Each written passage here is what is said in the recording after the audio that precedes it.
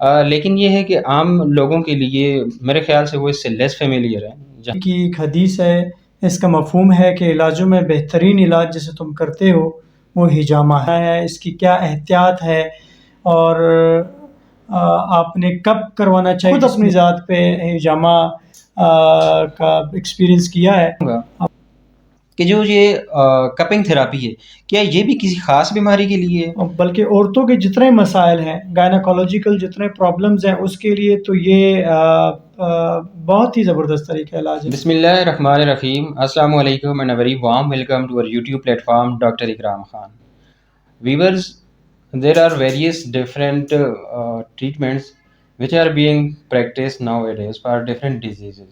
Some are very specific to the diseases, but some are very common. Among these, there is a treatment which is very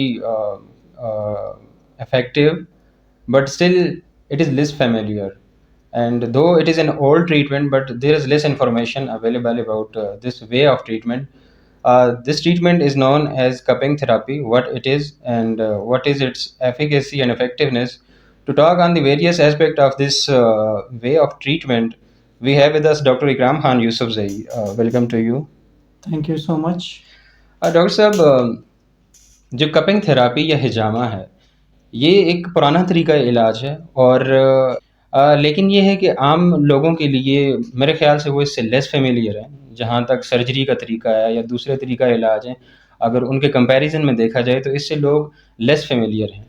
تو آپ ہمارے ناظرین کے لیے یہ بتائیے گا کہ یہ کپنگ تھراپی ہے کیا، اور یہ کیا پرانا طریقہ علاج ہے یا کوئی نیا طریقہ علاج ہے؟ بسم اللہ الرحمن الرحیم. جی، کپنگ تھراپی جس کو ویٹ کپنگ تھراپی کہتے ہیں، حجامہ. ویسے اس میں ڈرائی کپنگ تھراپی بھی ہے، لیکن جس کو حجامہ کہا جاتا ہے اس کو ویٹ کپنگ تھراپی کہتے ہیں. اور یہ آج سے نہیں بلکہ کئی سینکڑوں سال پہلے جو ہے یہ اس دنیا میں طریقہ علاج ہو رہا تھا. نبی علیہ الصلوۃ والسلام نے آ کے اس کو ریکمینڈ کیا. اچھا. بلکہ صحیح بخاری کی ایک حدیث ہے، اس کا مفہوم ہے کہ علاجوں میں بہترین علاج جسے تم کرتے ہو وہ حجامہ ہے. اچھا. بلکہ طب نبی میں اس کے باقاعدہ سے کہا گیا ہے اس کے متعلق. تو کپنگ تھراپی یا حجامہ کے متعلق بہت سارے اشکالات ہیں، آج کی اس ویڈیو سے میں دور کرنا چاہوں گا. اور آج کی اس ویڈیو کی مدد سے میری کوشش یہ بھی ہوگی کہ اپنے حجامہ کس بیماری کے لیے کرنا ہے، کس صورت میں کرنا ہے، اس کی کیا احتیاط ہے، اور آپ نے کب کروانا چاہیے جس میں زیادہ سے زیادہ فائدہ ہو. انشاءاللہ اس میں ہماری ڈیٹیل میں گفتگو ہوگی. جی ڈاکٹر صاحب، آج یہ سیشن اسی لیے ہم نے رکھا گیا ہے کہ جو حجامہ کے حوالے سے جس طرح کی بھی جو انفارمیشن ایک عام بندے کے لیے ضروری ہے، تو ہماری کوشش ہوگی کہ ہم وہ ساری کی ساری انفارمیشن اور وہ سارے کے سارے جو سوالات ہیں جو ایک عام انسان کے ذہن میں، ان کے جوابات ڈاکٹر صاحب سے لے سکیں اور اس ویڈیو کے تھرو ہم ان تک پہنچا سکیں.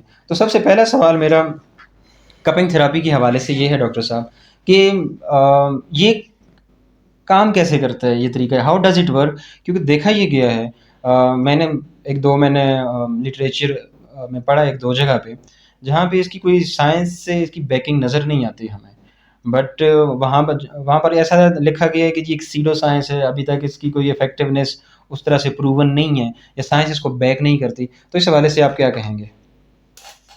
جی دیکھیں، نبی علیہ الصلوۃ والسلام نے جو بات فرمائی ہوتی ہے، آج سائنس جا کے 1400 سال بعد اس کے متعلق بہت ساری ایسے آپ دیکھتے بھی ہیں سوشل میڈیا پہ کہ بھئی 14 سال بعد سائنس نے آج تحقیق کر دی.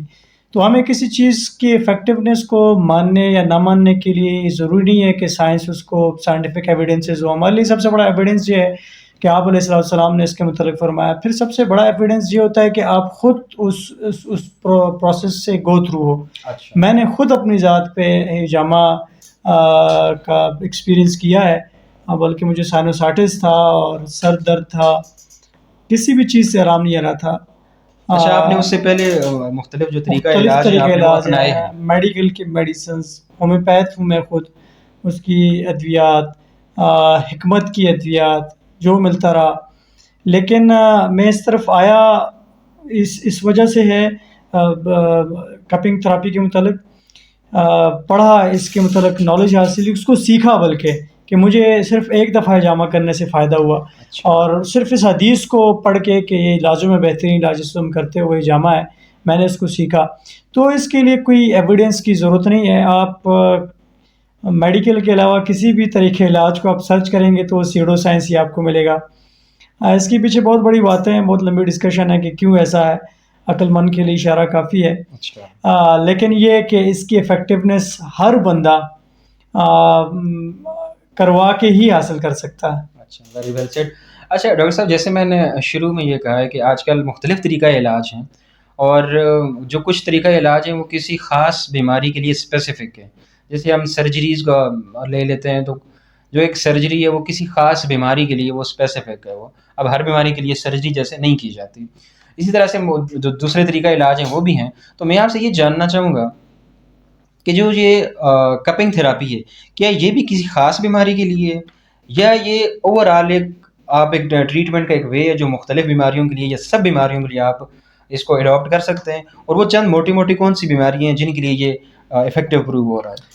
دیکھیے جی، ہر سسٹم آف تھراپیوٹک کا طریقہ علاج کا اپنی جگہ ایفیکیسی ہے، ایلوپیتھی ہے، ہومیوپیتھی ہے، حکمت ہے، یا کوئی بھی طریقہ علاج ہے۔ اسی طرح کپنگ تھراپی کا جو بڑی بڑی بیماریاں ہیں، چھوٹی نہیں، عام بیماری بھی نہیں، اس میں اس کا بہت زبردست آؤٹ کم نظر آیا ہے، جس میں مینٹل ہیلتھ ایشوز ہیں، آل رائٹ۔ اسکن کے ساری بیماریاں، نیورولوجیکل پرابلمز ہیں، پین ہر قسم کا، عموماً کمر درد اور شٹیکا کا تو اس کا سب سے بہترین علاج ہے۔ اور حیران کن بات یہ ہے کہ آپ کے جو انٹر ورٹیبرل ڈسکس ہیں، اس کے جتنے مسائل ہیں، یا گیپ آ گیا ہے وغیرہ وغیرہ، حیران کن بات ہے کہ اس میں بہت اچھا اس میں دیکھا گیا ہے فائدہ۔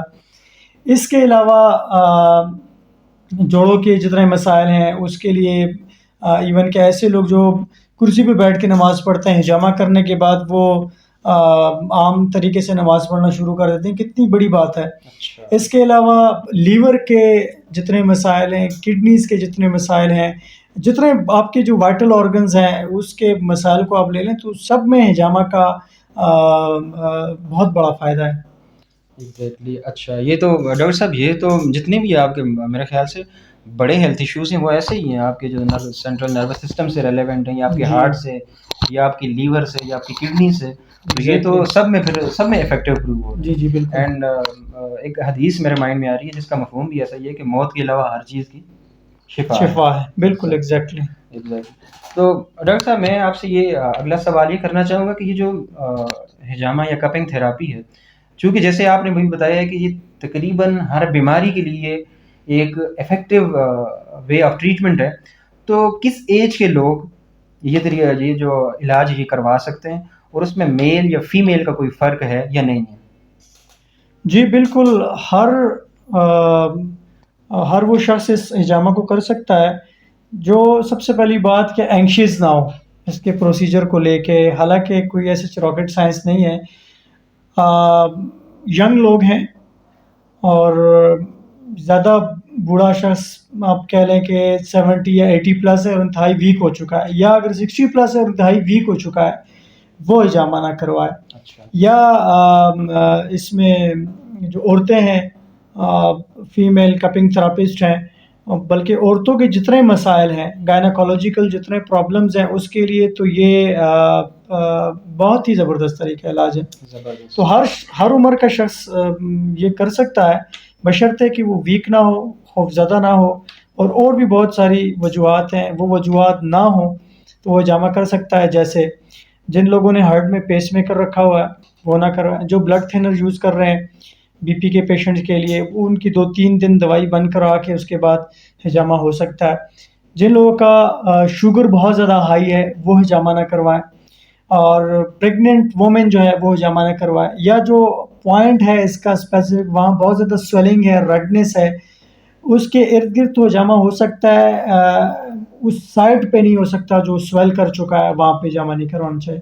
اچھا اچھا اچھا، تو ڈاکٹر صاحب، میں آپ سے یہ جاننا چاہوں گا اس کے حوالے سے کہ یہ جیسے آپ نے خود بتایا ہے کہ جی ہر بیماری کے لیے اور کچھ لوگوں کو چھوڑ کے جو آپ نے بتائی، ان کے علاوہ ہر بندہ اس کو کروا سکتا ہے حجامہ.